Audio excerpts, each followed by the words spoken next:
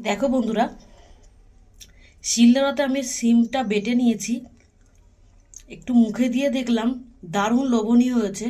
এখান থেকে তুলে কড়াইতে দিয়ে আমি আরেকটু নাড়িয়ে নেবো। লবণটা একটু কম হয়েছে, একটু লবণ দিয়ে নাড়িয়ে চাড়িয়ে একদম শুকনো করে নেবো।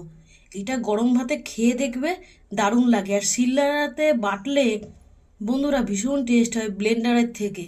তোমরা শিলনোড়ায় বাটাবুটি করে খাবে, বেশি ভালো হবে।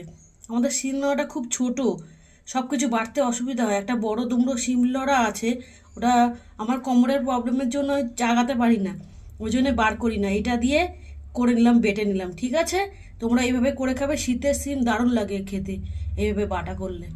রাখছি ভিডিওটা এখানে। লাইক কমেন্ট করো, কেমন লাগলো রেসিপিটা কমেন্ট করে জানিও।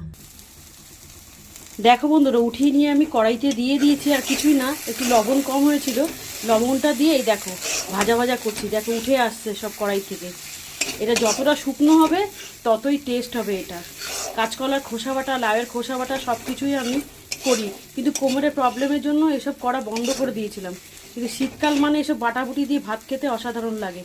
ঠিক আছে, দেখো দাঁড়াও বন্ধুরা, আমি একটুখানি লেবুর রস দিচ্ছি। এটা আরও একটু স্পাইসি হয়ে যাবে। তোমরা চাইলে দিতে পারো, নাও দিতে পারো। ঠিক আছে, এটা একদম রেডি হয়ে গেছে। দেখো মিশিয়ে দিলাম, এবার তুলে নেবো প্লেটে। দেখো প্লেটে সার্ভ করে নিয়েছি। নতুনদের বলছি, তোমরা এইভাবে এইটা বানিয়ে খাবে, এই রেসিপিটা দারুণ হবে। আর যারা আমার ভিডিওগুলো সম্পূর্ণ দেখো তাদেরকে অসংখ্য ধন্যবাদ। ভালো থাকবে, সুস্থ থাকবে সবাই। ভিডিও রিলেটেড কমেন্ট করবে, ভালোবাসা দেবে। রাখি ভিডিওটা এখানে। ঠিক আছে, একদম সম্পূর্ণটা দেখো, তোমার রেসিপিটা জানতে পারবে আমি কিভাবে করেছি। সবাই তো জানো, তবুও আমি দেখিয়ে দিলাম। টাটা। একটু ভিডিওটা বড় হয়ে গেল, দেখো প্লিজ। দেখা হবে অন্য কোনো ভিডিওতে, অন্য কোনো রেসিপি নিয়ে।